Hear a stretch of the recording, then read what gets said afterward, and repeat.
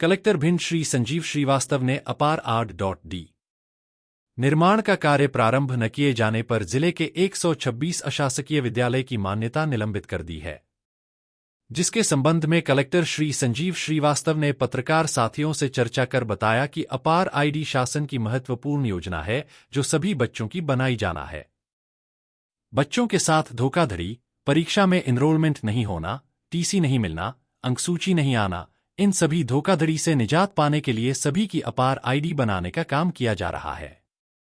अपार आईडी बनने से इन सबका एक जगह डिजिटल रिकॉर्ड रहेगा, जिसमें इनका सभी रिकॉर्ड कभी भी कोई भी देख सकता है। इसी उद्देश्य से अपार आईडी बनाई जा रही है, जिसके लिए बार बार चेतावनी दिए जाने पर भी इन 126 अशासकीय विद्यालयों द्वारा अपने विद्यालय में अध्ययनरत छात्र छात्राओं के अपार आईडी के निर्माण का कार्य प्रारंभ नहीं किया गया। उक्त सभी 126 अशासकीय विद्यालयों की मान्यता 1 माह के लिए निलंबित की गई है। इस अवधि में उल्लेखनीय सुधार लाए जाने पर मान्यता बहाल की जाएगी, अन्यथा की स्थिति में मान्यता निरस्त की जाएगी। मान्यता रद्द नहीं की गई है, मान्यता निलंबित की गई है। चूँकि शासन का ये बहुत महत्वपूर्ण योजना है, अपार आईडी सभी की बनाना है, सभी बच्चों की। जो बच्चों के साथ धोखाधड़ी हो जाती है, कई बार पूरे साल पढ़ते हैं, मालूम पड़ता है उनका एग्ज़ाम में एनरोलमेंट नहीं हुआ, उनकी टीसी नहीं निकल रही, उनकी मार्कशीट नहीं आ रही, इन सब चीज़ों से निजात पाने के लिए सभी की अपार आईडी बनाने का काम किया जा रहा है। यदि अपार आईडी बन जाती है इनकी, तो इस तरह की कोई भी समस्या इनको आगे नहीं आएगी, क्योंकि इनका कहीं भी एक जगह डिजिटल रिकॉर्ड रहेगा, जिसमें इनका सारा रिकॉर्ड कभी भी कोई भी देख सकेगा। तो इस उद्देश्य को लेकर सभी की अपार आईडी बनाई जा रही है और बार बार विद्यालयों को चेताया गया कि अपार आईडी में काम करें, सभी बच्चों की अपार आईडी बनानी है।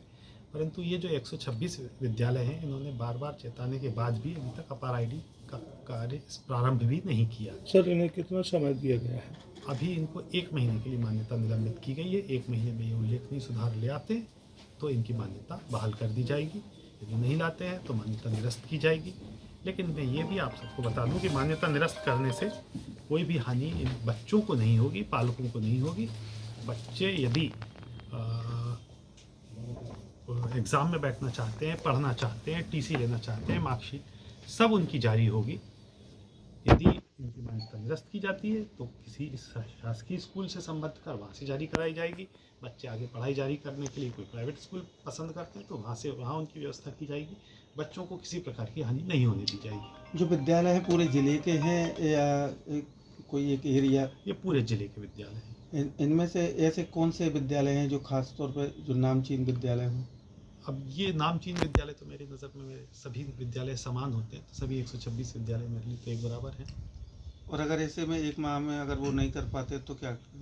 मान्यता निरस्त की जाएगी। सर, रात को आपके द्वारा ट्रक पकड़े गए हैं,